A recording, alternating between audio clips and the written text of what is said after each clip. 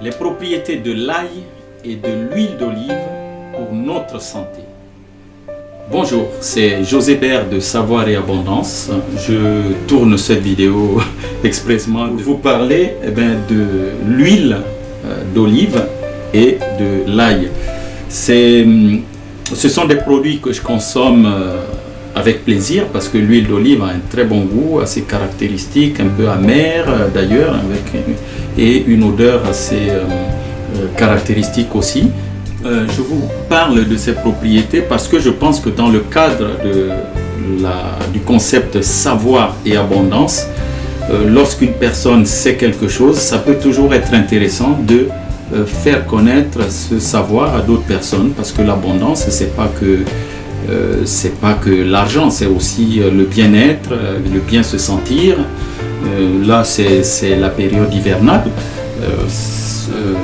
Les propriétés de l'ail et de l'huile d'olive sont très bonnes.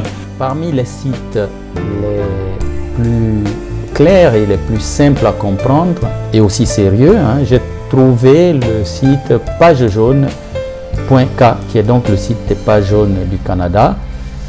C'est un bon site, un site sérieux, et qui nous parle là des propriétés curatives de l'ail et de l'huile. L'ail et l'huile d'olive sont deux aliments qui possèdent des propriétés curatives. Pour savoir comment ils peuvent améliorer votre santé, ils vous disent de lire la suite. Vous voyez, les voilà ici. Allons à l'essentiel. L'ail est un antibactérien, antifongique et antiviral, n'est-ce pas? En laboratoire, il s'est même révélé efficace contre les souches de bactéries antibiorésistantes, donc des bactéries qui résistent aux antibiotiques. Il tire ses propriétés de ces composés soufrés qui agissent comme antioxydants et sont utiles au cœur. Bien qu'il n'abaisse le taux de cholestérol que de façon modeste, il éclaircit le sang et diminue donc le risque de formation de caillots sanguins, de crise cardiaque et d'AVC, accident vasculaire cérébral. Ceux qui en prennent 6 gousses ou plus par semaine voient leur risque de cancer du côlon, de l'estomac ou de la prostate diminuer de moitié comparativement à ceux qui n'en prennent pas plus d'une. C'est qu'en plus d'éliminer les carcinogènes, avant qu'ils n'endommagent l'ADN, les composés soufrés de l'ail entraînent l'autodestruction des cellules cancéreuses. Dans cette optique, on recommande donc de consommer au moins une gousse d'ail par jour. Ce n'est pas mal déjà. L'huile d'olive maintenant. Riche en gras monoinsaturés, l'huile d'olive fait baisser le mauvais cholestérol LDL et monter le bon cholestérol HDL. Elle renferme également de bonnes quantités de phénol antioxydant qui pourraient prévenir l'accumulation de cholestérol sur les parois artérielles. En outre, des chercheurs ont découvert récemment qu'elle agissait comme anti-inflammatoire, protégeant ainsi le cœur et l'ensemble de l'organisme. En effet, l'inflammation est liée aux cardiopathies, donc les atteintes du myocarde, mais aussi au diabète de type 2, à la maladie d'Alzheimer et au cancer. Et en conclusion, vous dit, voici autant de bonnes raisons d'inclure l'ail et l'huile d'olive dans vos recettes. Comment consommer l'ail? Comment consommer l'huile d'olive? Comment est-ce que moi je procède? Je coupe l'ail, vous le voyez ici, je le pique, j'épluche, je coupe, je pique avec une fourchette. Après avoir piqué, je le mets dans ce flacon et je le laisse quelques semaines avant de le consommer. Ensuite, comment est-ce que je le consomme? Regardez, je le consomme en le mettant dans un flacon comme celui-ci avec un bec verseur. Ça facilite à tous les repas de s'en servir.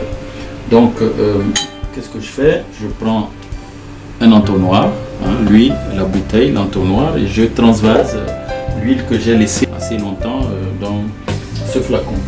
Et si vous remarquez, cette huile est plutôt rougeâtre et l'autre est plutôt verdâtre, jaune-vert. Vous voyez la différence? C'est parce que, en fait, dans celle-ci, j'ai mis, pour donner plus de goût, du piment de Cayenne. Voilà, le piment de Cayenne est là. Il se présente comme ceci. Ici, vous le voyez, il se présente là, je vais vous le montrer. Vous voyez ici, le piment de Cayenne en poudre se présente comme ça. Donc je le mets dans ce flacon et c'est beaucoup plus facile pour le moment où je veux assaisonner ma pizza ou mes repas. Voilà, donc c'était l'astuce que je voulais vous montrer aujourd'hui dans le cadre savoir et abondance. Si ces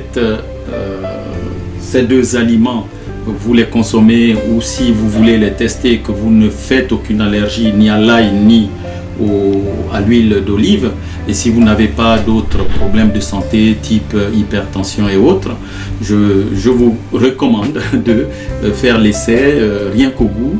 Vous allez voir, c'est très bon et il y a des effets bénéfiques sur l'organisme.